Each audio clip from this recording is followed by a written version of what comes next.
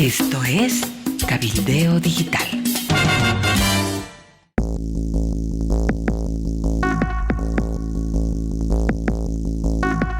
Hola, ¿qué tal? Bienvenidos. Estas son las noticias de último momento. Hoy es el día después del triunfo arrollador de Donald Trump en Estados Unidos y el mundo sigue dando vueltas. Hola, Cacho, ¿cómo estás?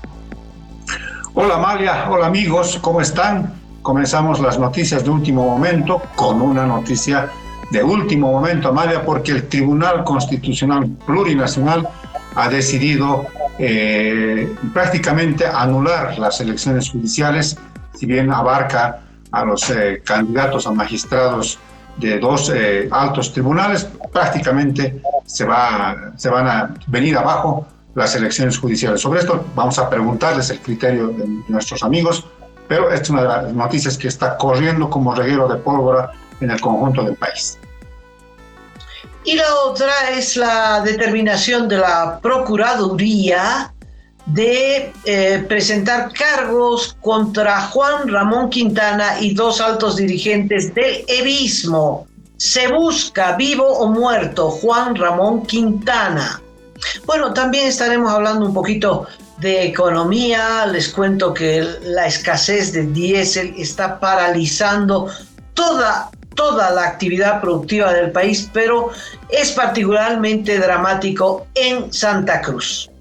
Hay 1,000 cisternas que están varadas en distintos puntos de la frontera. Esto y mucho más. Empecemos, Cacho, con la respuesta a la pregunta de ayer, ¿te parece? Para luego entrar al tema de las elecciones judiciales. La pregunta de ayer fue: levantado los bloqueos, con las manos en alto, los evistas se fueron después de 24 días de haber puesto en jaque a Bolivia entera. Los evistas levantan los bloqueos por 72 horas. Veremos si tienen fuerza para volver después de esas 72 horas. Pero se fueron y dejaron todas las carreteras llenas de piedras, de troncas, de todos los elementos que usaron para hacer el bloqueo. En algunos puntos las rocas eran casi montañas, ¿no?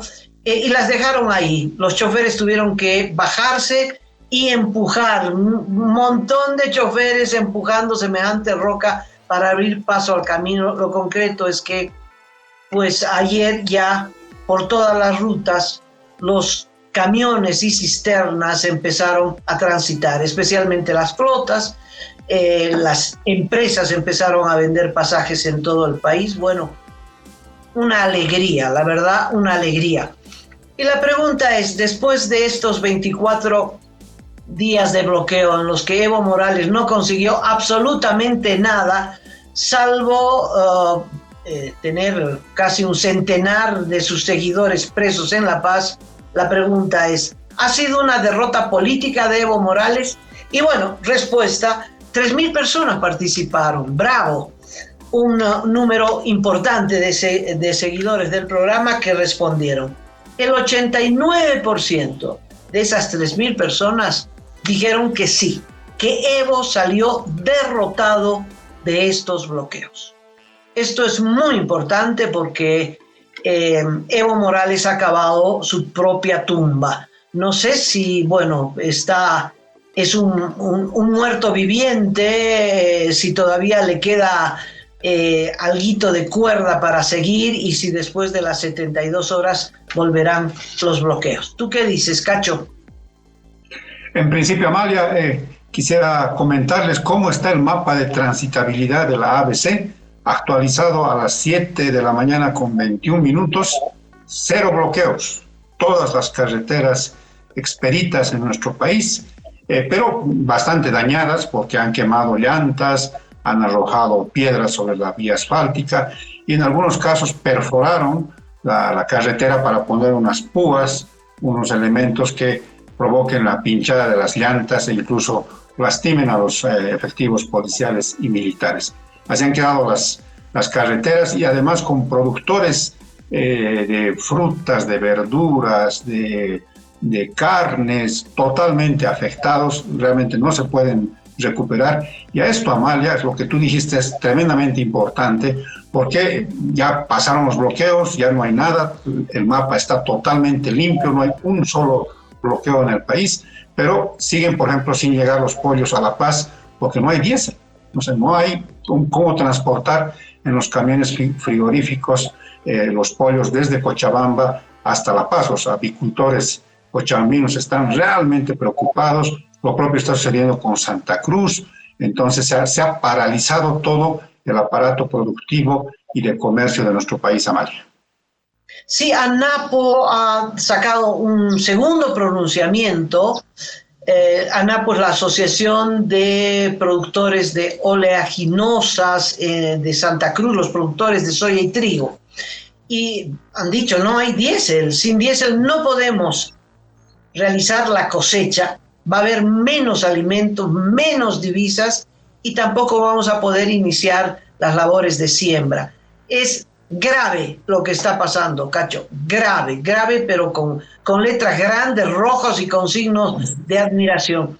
Y te decía, de las 3.000 cisternas que operan en el país, 1.000, un tercio, están varadas en distintos puntos de la frontera, en Argentina, Paraguay, Chile, Perú, sin poder regresar, sin la posibilidad de internar carburantes, porque el gobierno no ha entregado la plata para pagar estos carburantes en el exterior. De tal modo que esto ya no es atribuible a Evo Morales, es responsabilidad exclusiva del señor Luis Arce Catacora, quien cumple, ¿cuántos años, Cacho? 4 años de gobierno mañana. Así es. Y que no va a hablar, no va a poner la cara. Y lo que ha hecho Amalia es emitir anoche un mensaje televisado de menos de 3 minutos, rodeado por todos los dirigentes de sus organizaciones sociales cooptadas por el Ejecutivo, para decir que hoy, o sea, un día antes de su informe por el 4º año de gestión, convoca precisamente a agropecuarios, a transportistas, a industriales y otros sectores a la Casa Grande del Pueblo para una mesa de trabajo para mitigar, dice, los efectos de los bloqueos. Pero sabemos, todo el país, que no solamente fue eso, sino la iliquidez, la falta de imaginación, la falta de eficiencia en la distribución de los combustibles. Yo debo recordarte, Amalia, que en febrero ya se reunió con los empresarios. En julio se volvió a reunir y cada vez suman los compromisos y no se cumplen. ¿Qué compromisos más asumirán esta tarde en la Casa Grande del Pueblo? No se sabe, pero de alguna manera ha encontrado el gobierno en esto de querer marear la perdiz, reunirlos, sentarlos a una mesa, llegar a ciertos acuerdos y estos que no se cumplen con el pasar de las semanas. Muy democrático, ¿no? Muy democrático. Democrático para redistribuir la responsabilidad, ¿no? Señor empresario, usted es responsable, señor transportista, usted es responsable. No, aquí hay un solo responsable, es el gobierno. Ni el empresario, ni el transportista, ni el comerciante, ni el consumidor tenemos posibilidad de tomar decisiones. Los que tienen que tomar decisiones, los que tienen que poner la plata, Cacho, es el gobierno, porque ese es el modelo. La otra es que de una vez por todas diga, bueno, eliminamos la exclusividad de YPFB en la comercialización de carburantes y declaramos la libre oferta y demanda y volvemos al 21.060. No hay más control de precios, no hay más controles de ningún tipo y viva la libertad de la ley de la libre oferta y demanda. Que eso fue lo que impuso el 21.060 hace cuánto, Cacho, 40 años antes de Milei. 40 años antes de Milei, Paz Estenssoro aplicó este decreto que impuso las leyes más neoliberales imaginables y que logró estabilizar la economía. Esas leyes neoliberales fueron las que fueron coartadas, reformadas y eliminadas por el gobierno de Evo Morales. Y aquí estamos. Bueno, Cacho, ¿va a haber o no va a haber mensaje presidencial? Va a haber, Amalia, aunque se está hablando de una variante, y es que el presidente del Estado no se presentaría en el hemiciclo de la Asamblea Legislativa Plurinacional para cumplir lo que dice la Constitución. Dice algún parlamentario del arcismo, va a enviar por escrito el informe para que se reparta, me imagino, a cada uno de los diputados y senadores, y el presidente, al parecer, va a hacer un discurso en el balcón del Palacio Quemado, ante, me imagino, cientos, miles de funcionarios públicos que volverán a ser llevados a la principal plaza de La Paz para que escuchen, me imagino, cifras con bastante optimismo. Va a decir seguramente que se ha reunido con empresarios, con los sectores para encaminar la falta de combustibles, le va a echar seguramente la culpa de todos los males a Evo Morales.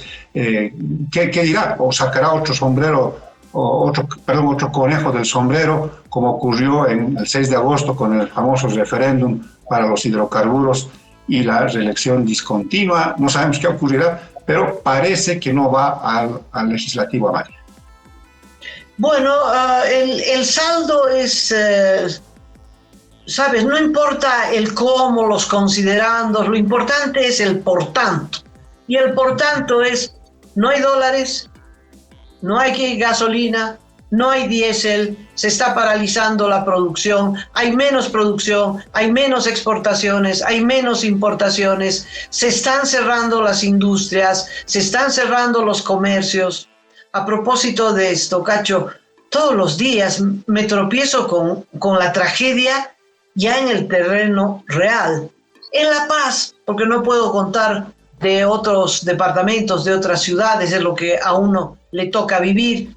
Bueno, aquí había una cadena de supermercados, me parece la primera cadena que se llamó ¿Qué tal? Y bueno, me tropecé con el gran supermercado ¿Qué tal? Cerrado, completamente cerrado.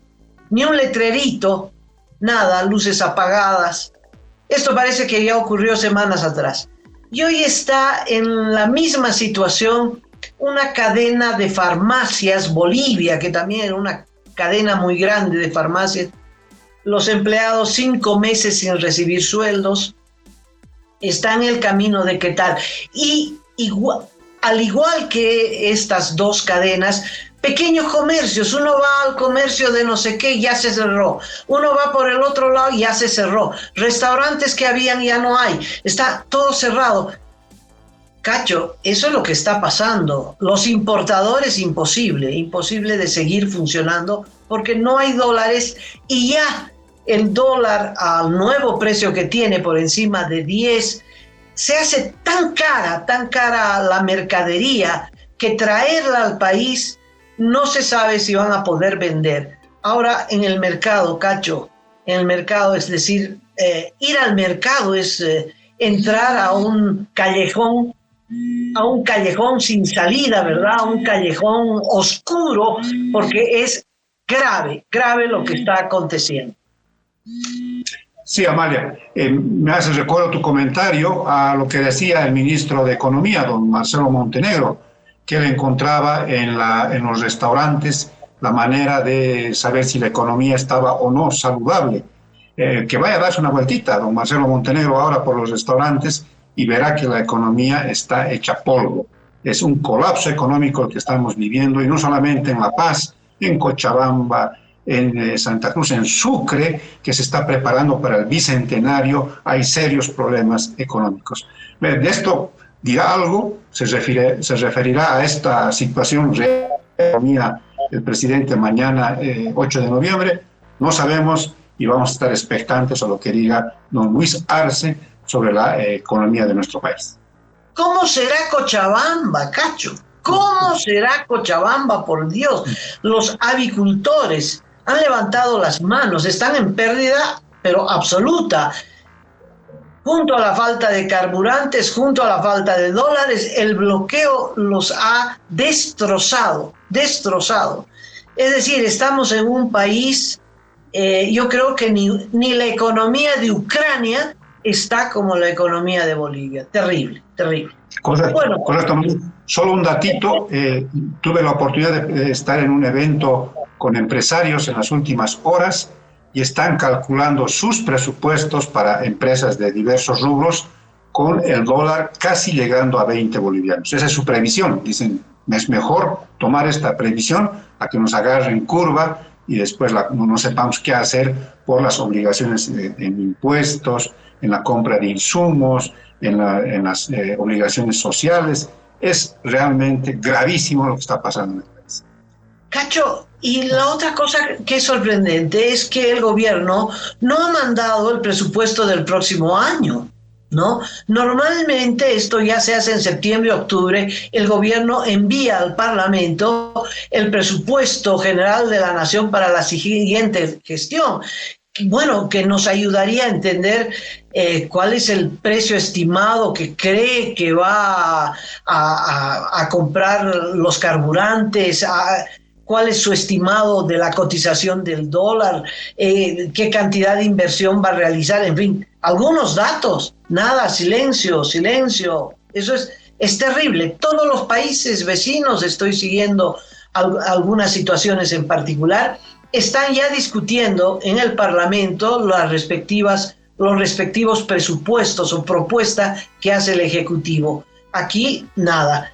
Si Arsen ni siquiera se presenta al Parlamento, no pone la cara, imagínate lo que va. Es decir, yo diría, este año se ha caracterizado por la cobardía cotidiana del presidente Arce Catacora. Cobardía para enfrentar todos los problemas, desde los chicos hasta los grandes, desde los incendios, el bloqueo de Evo Morales, absolutamente todo. No toma decisiones y eso ha ahondado la crisis de manera que la ha llevado al colapso, porque estamos en pleno colapso. No es una amenaza, es un hecho, estamos en pleno colapso. Bueno, Cacho, damos vuelta a la página económica, mañana seguimos quejándonos, porque creo que tenemos el derecho a quejarnos, ¿no? Vamos a... Sí, y a retratar lo que está pasando en el país. Perdón. Te decía que tenemos también el derecho a retratar lo que está pasando en el país, porque es lo que hacemos nosotros los periodistas, recoger datos de la realidad y transmitirlos a los seguidores de último momento. Pero tenemos novedades en el ámbito de la justicia, Amalia. Tú ya anunciaste una decisión del Tribunal Constitucional. ¿De qué se trata, Amalia? Bueno, se ha conocido hace pocas horas, es una determinación en relación a una consulta, una demanda que presentaron todos los que se sintieron afectados porque fueron excluidos de las listas de candidatos para las elecciones judiciales. Hace poquito el Tribunal Electoral postergó las elecciones judiciales para el 15 de diciembre, si no me falla la memoria, pero iban a haber elecciones judiciales en todos los departamentos y para todos los órganos judiciales. Bueno, esta determinación suspende las elecciones para el Tribunal Supremo de Justicia en Pando y Beni. En Pando y Beni habrían elecciones para el Tribunal Agroambiental, me parece, y para el Consejo de la Judicatura, porque también esta resolución suspende las elecciones judiciales para el Tribunal Constitucional en Beni, Pando, Cochabamba, Santa Cruz y Tarija. A ver cuántos, son 1, 2, 3, 4, 5 departamentos en los que no va a haber elección de los candidatos que postulan para el Tribunal Constitucional. Y en Beni y Pando no habrá elección ni para el Tribunal Constitucional ni para el Tribunal Supremo de Justicia. El alegato, Cachito, recibí la sentencia, son hojas, imposible, larguísimo. Me fui al por tanto, que es esta determinación que dice se suspende. Es una determinación del Tribunal Constitucional que se pone por encima del Tribunal Electoral. Esto es muy grave porque entra en una materia que no le corresponde. la única autoridad para determinar las elecciones judiciales o cualquier tipo de elección es el Tribunal Electoral. Acá el Tribunal Constitucional se mete en un área que no le corresponde, pero se supone que es una determinación inapelable. Yo creo que tumbó las elecciones. Habrían elecciones en La Paz, Oruro y Pando. Sí, no sé si... sí, Amalia, es muy grave lo que está ocurriendo, Amalia, es un desorden absoluto. ¿Te imaginas cómo queda la gente? Porque la reacción del votante es, pues, iré, no iré, valdrá mi voto, no valdrá, en las regiones donde todavía se pueden hacer las elecciones. Y en los departamentos donde no se pueden realizar ahora elecciones para el Tribunal Constitucional y para el Tribunal Supremo de Justicia, ¿qué va a ir la gente a votar por desconocidos para el Consejo de la Magistratura o para el Tribunal Agroambiental? La otra cosa, Amalia, lo has dicho muy bien, en el caso del Tribunal Constitucional han tumbado las elecciones en 5 departamentos. Vale decir que no va a haber quórum. O sea, el Tribunal Constitucional se va a elegir solamente en 4 departamentos. Por tanto, 5 es la mayoría. No va a tener quórum. No va a tener cómo reunirse la nueva sala plena del Tribunal Constitucional. El tercer elemento, ¿quiénes firman, quiénes promueven este nuevo atentado a la democracia del país? Nada más y nada menos que don Iván Espada y don Gonzalo Hurtado, los que firmaron la sentencia para la prórroga de los magistrados y varias otras cositas más a favor del gobierno actual. Entonces, realmente esto está urdido, esto está planificado, este es un plan meticuloso en contra de la democracia, en contra del sistema judicial, que ya viene a menos, pero con esto realmente lo mandan a la lona. Es como tú dices, o sea, prácticamente están diciendo no hay elecciones judiciales y no hay a quién quejarse. Entonces, sobre esto también seguramente van a haber reacciones de parte de las autoridades del gobierno y de las fuerzas de oposición. La sentencia fue emitida el 4 de noviembre por los magistrados René Iván Espada Navía y Gonzalo Miguel Hurtado Zamorano. Ahora, también, lo primero es que no es posible, Cacho, no es posible. El sentido común, ya no el sentido judicial, pero no puede ser que un juez de Trinidad suspenda las elecciones judiciales, que alguien que fue aplazado logre paralizar las elecciones judiciales. Es decir, hay algo que no es procedente, está mal. Pero también es cierto, aunque no podría ser causal de suspender las elecciones judiciales. También es cierto, Cacho, que la selección de candidatos no fue de lo más transparente que se diga, que hubieron ahijados y que los integrantes de la Comisión de Constitución hicieron de padrinos de algunos de ellos, les subieron puntaje, les ayudaron en los exámenes. Nadie puede garantizar que los seleccionados realmente hayan sido los mejores, y nadie puede garantizar que muchos de los excluidos no eran los mejores y que fueron excluidos por razones políticas. En fin, hay un tratamiento equivocado, Ahora, si la ley dice tienen que haber 5 mujeres y 5 hombres, ¿por qué no hay 5 mujeres y 5 hombres? Hay cosas que la ley se tiene que cumplir, no parcialmente, se tiene que cumplir, al margen de esta otra cosa, que hay un interés manipulado de los propios autoprorrogados que quieren llegar en el cargo hasta el 2027 y que les conviene tumbar las elecciones judiciales, y que lo están haciendo, obviamente que lo están haciendo, Pero el Parlamento y la Comisión de Constitución han dado lugar a esto, lamentablemente.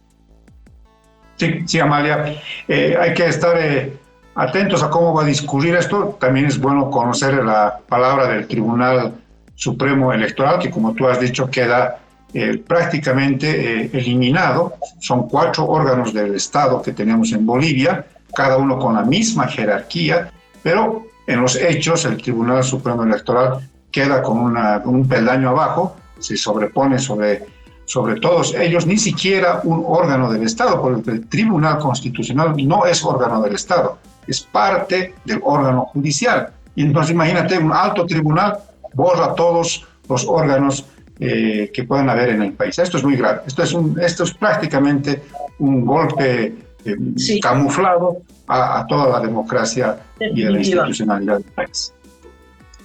Cacho, a propósito de esto, y en este contexto, es que queremos lanzar la pregunta del día. Por favor, atención, para que usted participe, porque su participación es buenísima. Como usted ve, los resultados son esclarecedores para tomarle el pulso de qué está pensando la gente sobre distintos puntos, distintos problemas que está atravesando el país. Y la pregunta de hoy, en este contexto, en lo que hemos conversado, ¿cree usted que vale la pena realizar las elecciones judiciales? Anoten la pregunta, amigos, amigas, participen. Realmente estamos muy agradecidos, humildemente agradecidos con cada uno de ustedes por este grado de participación, porque como dijo Amalia, nos ayuda, nos orienta, incluso en nuestro trabajo, por las respuestas que Amalia, les cuento, las está sistematizando y seguramente en algún momento nos va a dar una sorpresa de cómo han sido las diferentes respuestas a las preguntas que hemos lanzado en este tiempo. La pregunta es, ¿cree usted que vale la pena realizar las elecciones judiciales? Que en Pando y Beni no habrán elecciones para Tribunal Constitucional ni para el Tribunal Supremo de Justicia. Y en Cochabamba, Santa Cruz y Chuquisaca, perdón, no va a haber no van a haber elecciones para Tribunal Constitucional. Sí, Cochabamba y Tarija, exacto. Santa Cruz, Cochabamba, Tarija, Beni y Pando no hay elecciones para el Tribunal Constitucional. Y además en Beni y Pando no habrán elecciones para el Tribunal de Justicia. ¿Cree usted que en ese contexto vale la pena hacer elecciones judiciales en La Paz? Bueno, esa es la pregunta. Un poco la respuesta cae por su propio peso, pero por ahí estamos equivocados. Por ahí usted piensa lo contrario de lo que yo estoy pensando, que no le digo qué. Pero vamos. Cacho, cambiemos de tema. Juan Ramón Quintana, es noticia, por favor. Sí, se acordarán, amigas, amigos, que Juan Ramón Quintana dijo que el ritual de los bloqueos se alimenta de la sangre.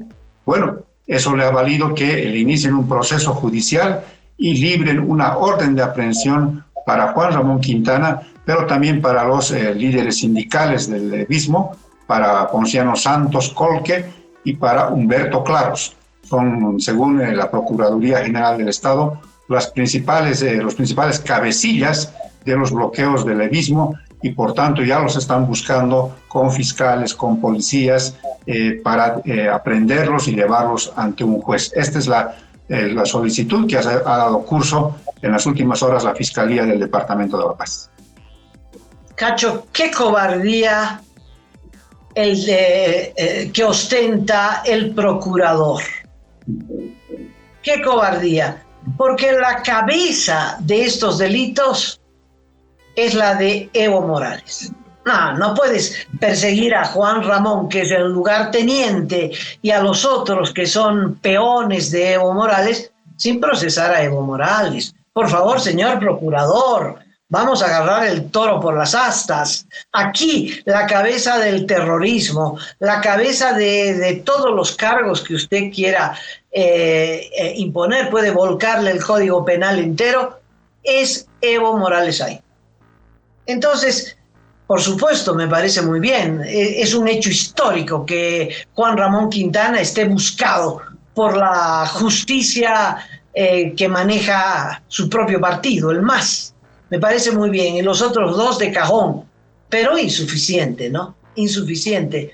¿Qué pasa que le tienen tanto miedo a Evo Morales? Sí, Amalia, sí. Y como lo hemos dicho hace unos días, todo congelado, todo paralizado en cuestión de los procesos judiciales sobre estos delitos graves de estupro, de trata y tráfico de menores. Está avanzando más rápido la investigación en la Argentina, y aquí todo detenido, la fiscal de Tarija haciendo piruetas discursivas, dice un día, sí, estamos viendo, estamos analizando librar la orden de aprehensión, otro día dice, no, estamos todavía aumentando más indicios, estamos pidiendo información al periodista español, ya la cosa. Y de paso, Amalia, Evo Morales sigue en huelga de hambre, ya va a su quinto o sexto día de huelga de hambre. ¿Será? Entonces, bueno, habrá que ver si no hay sopita de tambaquíes por debajo en un termo, entonces habrá que ver si no se está alimentando de otra manera. Pero por supuesto. Está insistiendo además está insistiendo en el diálogo con veeduría internacional. El gobierno tampoco se pone firme, trata de marear la perdiz con estas mesas de trabajo con los sectores productivos. Ergo, le tienen miedo a Evo Morales. Esa es la conclusión. Ahora, Cacho, Juan Ramón Quintana, tú y yo sabemos quién es Juan Ramón Quintana, pero tal vez no todos quienes nos están viendo y escuchando saben del historial de este hombre. Bueno, fue uno de los hombres fuertes en el gobierno de Evo Morales. Fue el hombre de choque. Pero, ¿de dónde sale Juan Ramón Quintana? Bueno, es un militar, estudió la carrera militar, Amalia, llegó al grado de mayor en el ejército boliviano y después salió de las Fuerzas Armadas y estudió sociología y empezó ahí sus vinculaciones políticas.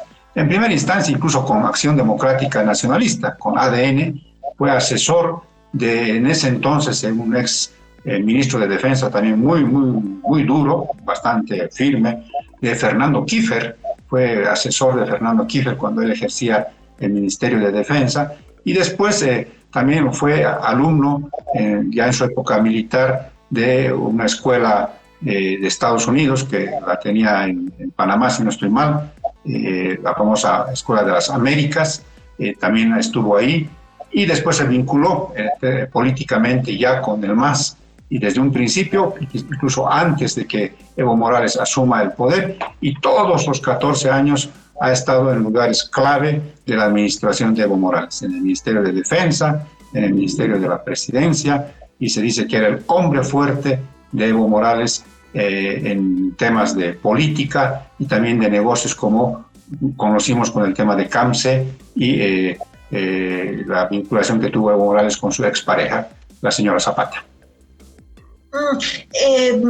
Viene además de la época de la dictadura, cuando él era militar, no sé en qué grado. Hay fotografías de que él era el guardián de Arce Gómez, ¿no? La dictadura del 80, la feroz dictadura del 80. Él y Kiefer estaban metidos en esto, ¿no? Arrastrando la historia de los paramilitares de Banzer. Sí, hay varias fotografías, incluso una que vincula, te acordarás, Amalia, a Manfred Reyes Villa, está detrás de Luis García Mesa, cuando él tenía el grado, creo que de teniente, porque Manfred Reyes Villa llega a ser capitán, Juan Ramón Quintana llega al grado de mayor, defeccionan de las Fuerzas Armadas y se meten de lleno a la política. Sí, luego Juan Ramón Quintana, ¿no fue embajador en Cuba? Sí, en el gobierno de Evo Morales, por supuesto que sí. Fue el que amedrentó a la prensa de manera muy agresiva, ¿no? Fue el que él habló del cartel de la mentira, ¿te acuerdas? Y nos metió a todos adentro cuando denunciábamos los negociados de Evo Morales con Gabriela Zapata a través de la beneficiaria de los negociados, la empresa china CAMSE. Y entonces estas denuncias, para contrarrestar las denuncias, Juan Ramón Quintana, en ese tono agresivo que tiene, dijo que habría el cartel de la mentira y empezó la persecución y las sanciones a los periodistas, en fin. Y después se fue a Cuba y él es un leal seguidor de la dictadura cubana, ¿no? Él es, y en eso coinciden con Evo, ¿no? Evo recibe órdenes, porque lo confesó. Evo Morales confesó, hay una declaración que dice, acá no hay nada que discutir. Uno recibe órdenes de los comandantes y lo único que uno hace es cumplirlas. Aquí no se discute. Lo dijo Evo Morales. Y Juan Ramón Quintana es el interlocutor con los cubanos, ¿no? Es decir, de las dictaduras militares pasó a las dictaduras socialistas, el común denominador, las dictaduras. También estuvo un tiempo manejando la empresa del oro, la empresa del Oriente del Oro. Nunca rindió cuentas, no se sabe cuánto compró, cuánto vendió y cuánto oro desapareció. Bueno, ese es más o menos Juan Ramón Quintana, es el que dijo que había que proteger a Evo Morales y que las diplomacias lo rodeen para protegerlo porque la vida de Evo Morales ya no estaba garantizada y que quería sacarlo del país. Bueno, y la última frase célebre es esta. ¿Qué dijo Cacho? Esto de que los bloqueos se nutren de la sangre. ¿Cómo fue lo que dijo? Textualmente dijo, el ritual de los bloqueos lamentablemente se alimenta de la sangre. Y eso es lo que va a ocurrir en esta ocasión. Sí, y a raíz de esto es que Arce Catacora fue tan lento, tan cauteloso, y tal vez valió la pena, Cacho, porque no hubo ningún herido grave, ni menos un muerto del bando de los evistas, del bando de los policías, terrible. Creo que como 50 heridos y graves, ¿no? Y graves. Bueno, Cacho, se busca a Juan Ramón Quintana y me parece muy bien. Ojalá que lo encuentre. Hay que buscarlo, ¿no? Señor procurador, señores de la fiscalía, búsquenlo pues. No es cuestión de sacar el comunicado y dejarlo ahí y esperar que Juan Ramón se esconda, ¿no? Que debe tener varias guaridas como Evo Morales. Por ahí está al lado de Evo Morales compartiendo la huelga de hambre, ¿no? Rack. Bueno, Cacho, cobardía del procurador de no encabezar la lista de buscados con el nombre de Evo Morales. Bueno, eso sería todo por hoy, Cacho. Sí, Amalia, vamos a estar muy atentos a las reacciones en torno a esta decisión del Tribunal Constitucional. Finalmente, si va a haber o no el informe del presidente en el seno de la Asamblea Legislativa Plurinacional, a estas conversaciones que van a haber con los sectores productivos y a cómo está la economía en el país, Amalia. O sea, no hay pollos, no están llegando los alimentos porque no hay diésel, y como no hay diésel, pues tampoco hay los dólares para pagar la descarga de los combustibles en los puertos de Arica. Realmente, como tú dijiste en una parte del programa, nos vamos a quejar mañana otra vez por esta realidad tan dura que enfrentamos los bolivianos. Será hasta mañana. Muchas gracias a todos ustedes.